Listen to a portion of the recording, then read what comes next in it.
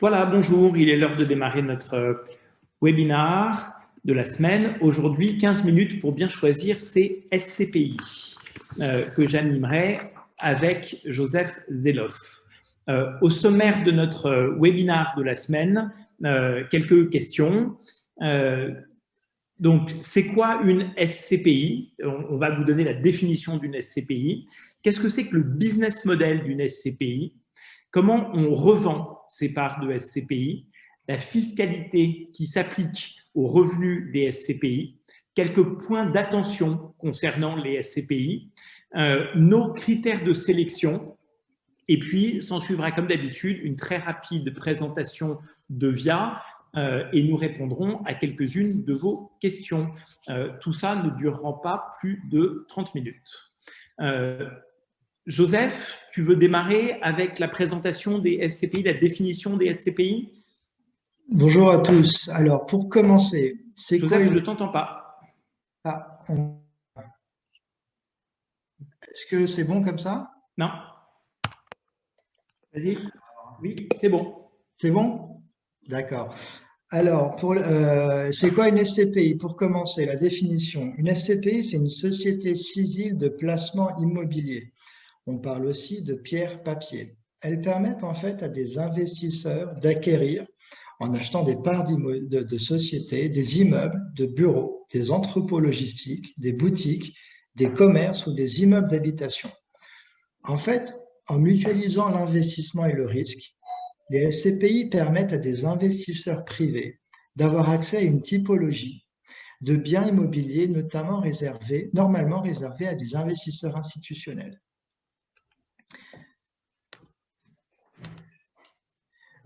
Pour vous expliquer les avantages d'une SCPI, on en nommera 4. Le premier avantage, c'est la mutualisation de l'investissement et du risque par la diversification du parc immobilier. En fait, une bonne SCPI bien capitalisée, c'est souvent plus d'1 milliard d'euros d'encours de capitalisation et ça représente 14 000 investisseurs, 100 immeubles pour 500 locataires.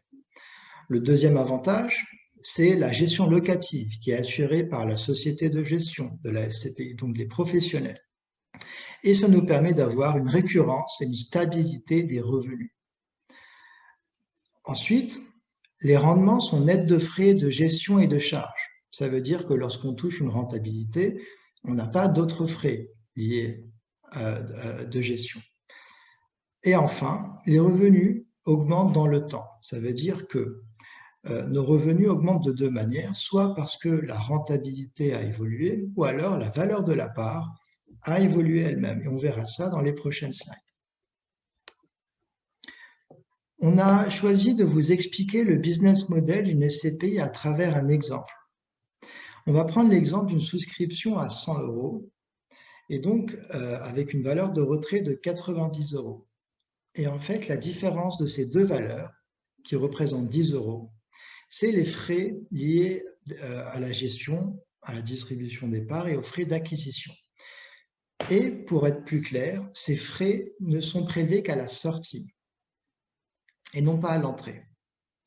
Il y a plusieurs caractéristiques à savoir lorsqu'on achète une SCPI, notamment le délai de jouissance. Quand est-ce que je peux espérer avoir ou percevoir mon premier loyer suite à ma souscription? On a pris un exemple du premier jour du 4e mois. C'est en moyenne le 4e mois, ça peut être 5 mois comme 6 mois. Le rendement classique d'une bonne SCPI tourne autour de 5,5% de la valeur et c'est notamment brut de la fiscalité. Nous verrons ça dans le chapitre fiscalité.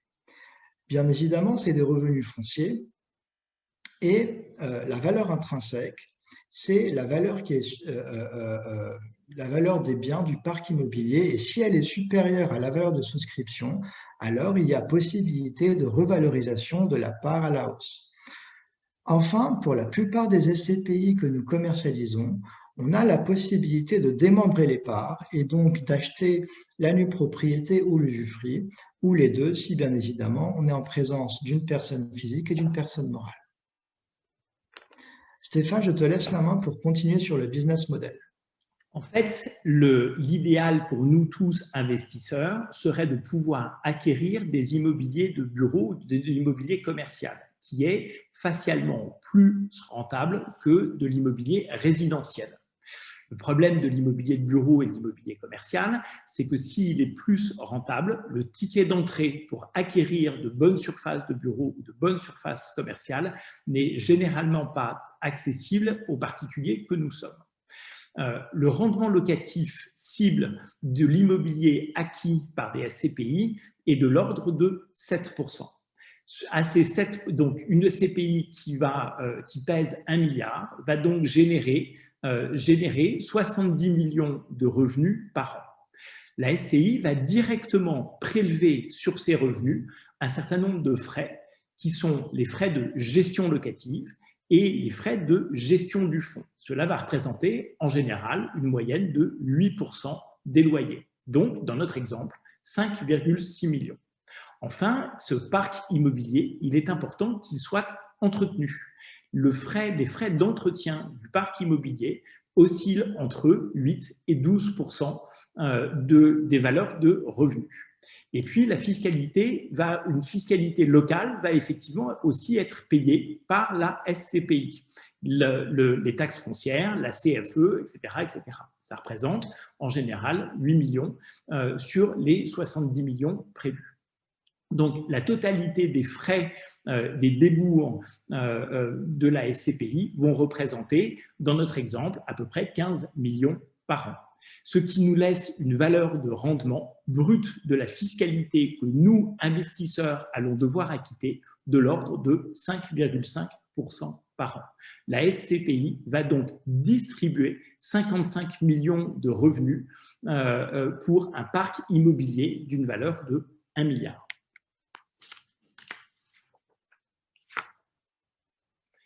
Alors, comment ça se revend des parts de SCPI?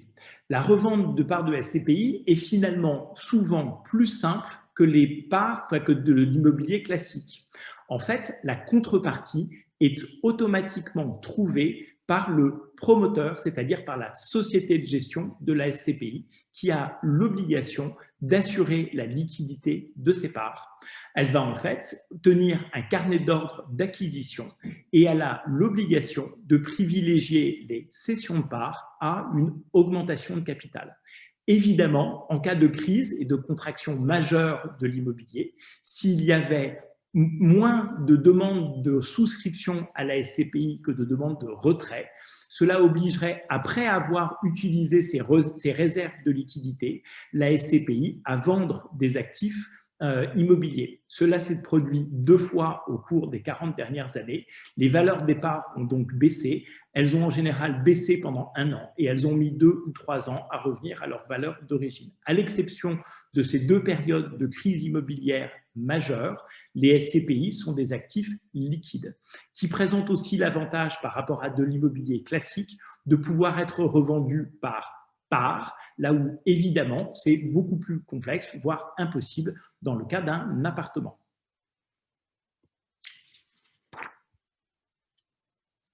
Alors, quelle est la fiscalité des SCPI? On a fait 2 catégories distinctes. D'abord, il y a les SCPI françaises investies en France. Ces SCPI sont dites translucides, c'est-à-dire qu'en fait, les revenus qu'elles dégagent sont exactement équivalentes, identiques aux revenus que vous pourriez obtenir d'immobilier détenu en propre, en direct, c'est-à-dire qu'elles dégagent des revenus fonciers.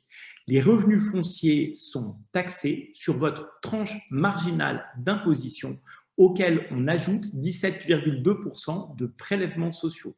Donc, quand j'ai une forte tranche marginale d'imposition, les revenus fonciers que dégagent les SCPI sont extrêmement lourds en termes de fiscalité, d'autant plus lourds qu'il n'y a pas de charge à mettre en face de ces frais d'acquisition, de ces revenus. Les seules charges que je peux mettre en face seront celles inhérentes aux intérêts d'emprunt, car les SCPI peuvent parfaitement s'acquérir à crédit. Attention, les parts de SCPI rentrent aussi dans l'assiette du calcul de l'IFI. À côté de ça, il y a aussi des SCPI françaises investit en Europe. Et notamment, on va prendre le cas ici, l'exemple ici de SCPI investi en Allemagne. Là, on a un cas de figure fiscal extrêmement intéressant, intelligent et attractif. En fait, en Allemagne, la fiscalité sur les revenus fonciers est prélevée à la source. Ce qui veut dire qu'en France, je vais bénéficier d'un crédit d'impôt équivalent à la fiscalité qui a déjà été prélevée en Allemagne sur mes parts de SCPI. Je vais donc être de toute façon exonéré de CSG CRDS. J'ai déjà donc fait 17,2% d'économie fiscale.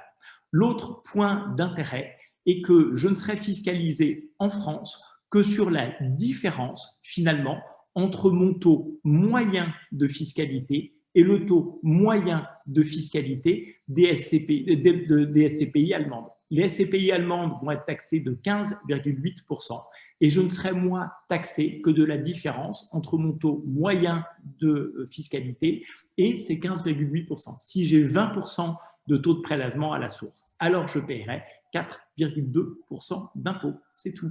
Et donc, le rendement net fiscal de ces SCPI est bien supérieur au rendement net fiscal des SCPI investis en France. Nous avons vu qu'il y avait pas mal d'avantages lorsqu'une personne souhaite acheter des parts de SCPI. Cependant, il y a aussi quelques points d'attention.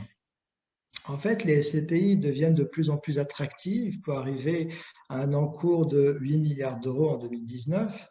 Et les quelques points d'attention que nous avons retenus sont les suivants.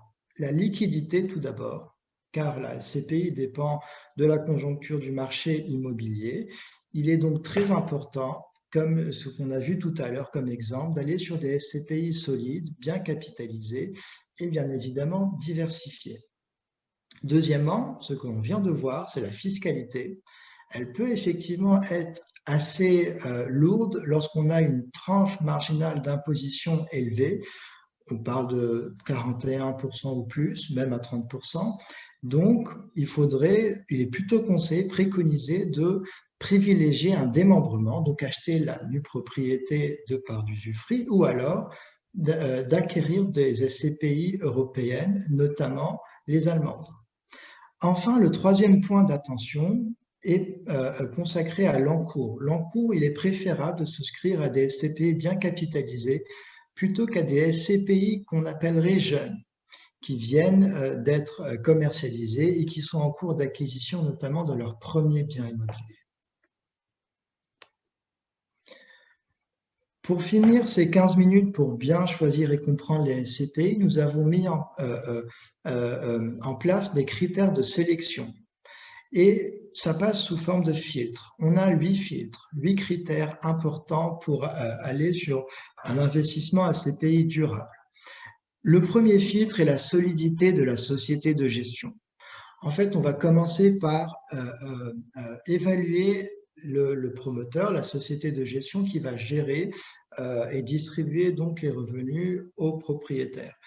On va notamment regarder son respect strict des règles de l'AMF, car bien évidemment, la SCPI a comme règle des règles de bonne conduite pour le maintien et le bon fonctionnement de la SCPI.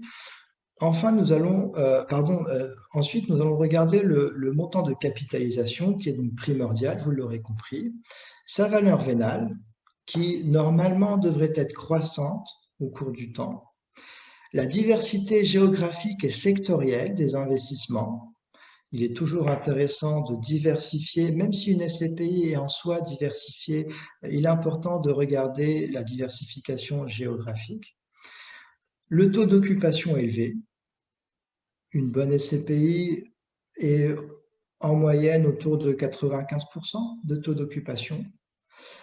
Le potentiel de valorisation de la rentabilité et de la part.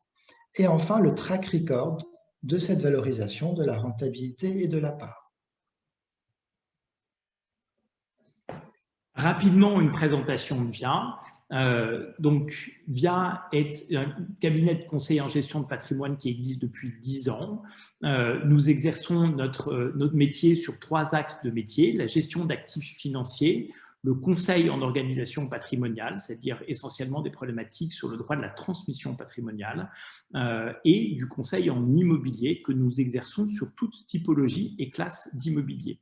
Nous avons des clients partout dans le monde et nous avons des bureaux à Singapour, des points de présence à Dubaï et à Londres, et nous travaillons sur l'ensemble des fuseaux horaires sur lesquels nos clients peuvent habiter.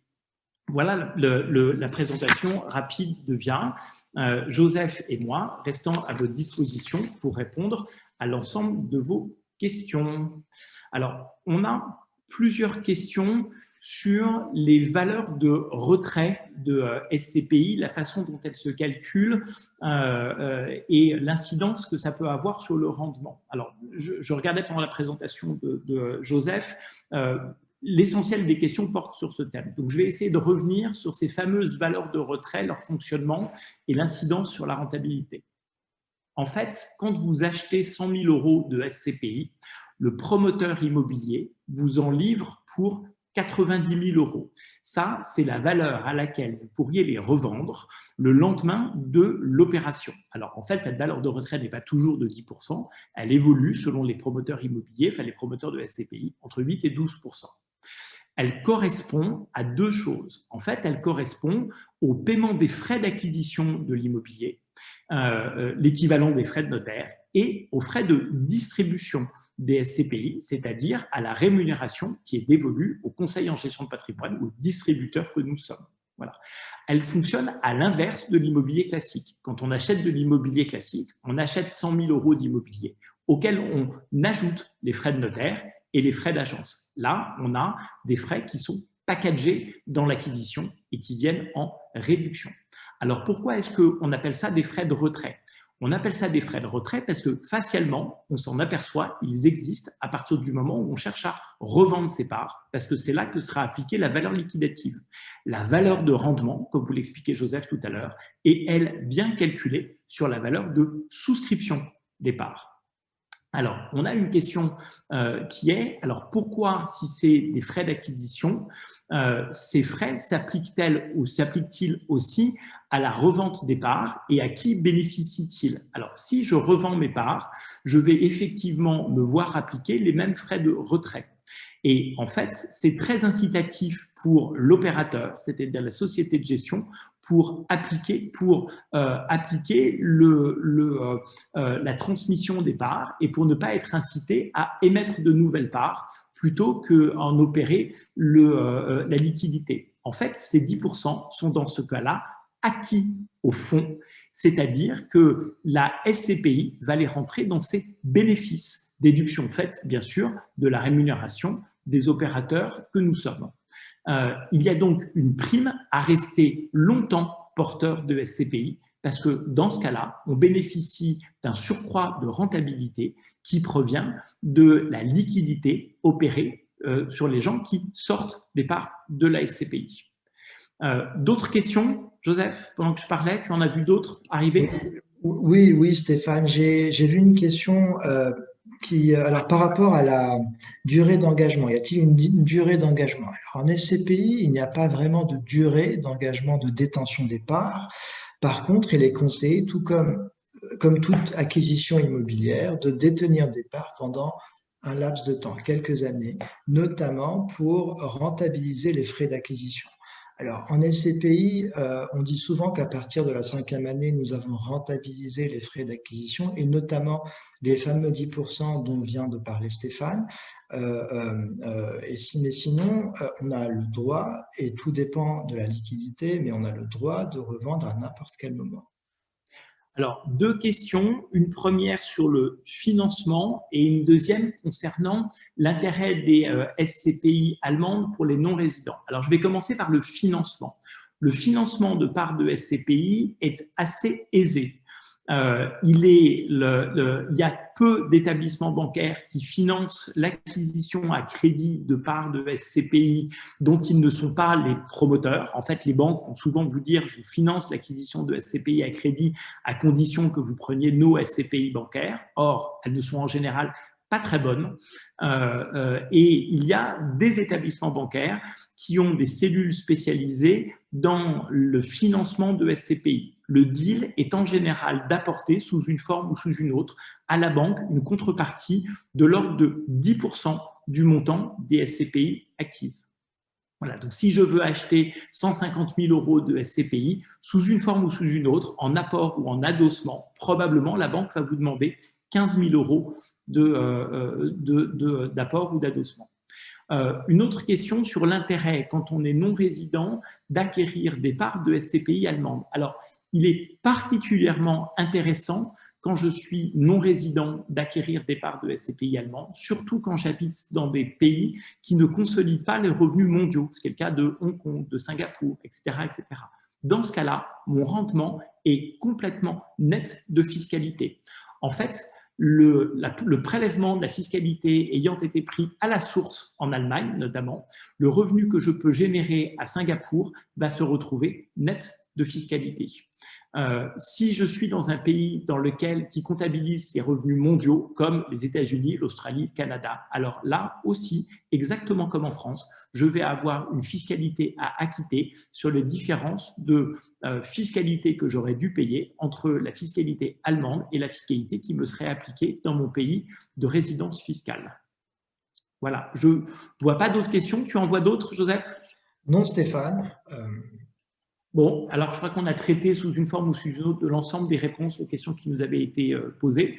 On ne se retrouve pas la semaine prochaine, mais on va se retrouver d'ici une quinzaine de jours, dans 15 jours précisément, pour évoquer un sujet qui vous tient à cœur pour beaucoup d'entre vous, c'est quel besoin et quel intérêt et pourquoi sommes-nous souvent incités à sortir de nos fonds euros et que convient-il de faire de notre épargne s'il n'est plus intéressant de le placer sur les fonds euros. On se retrouve donc dans 15 jours.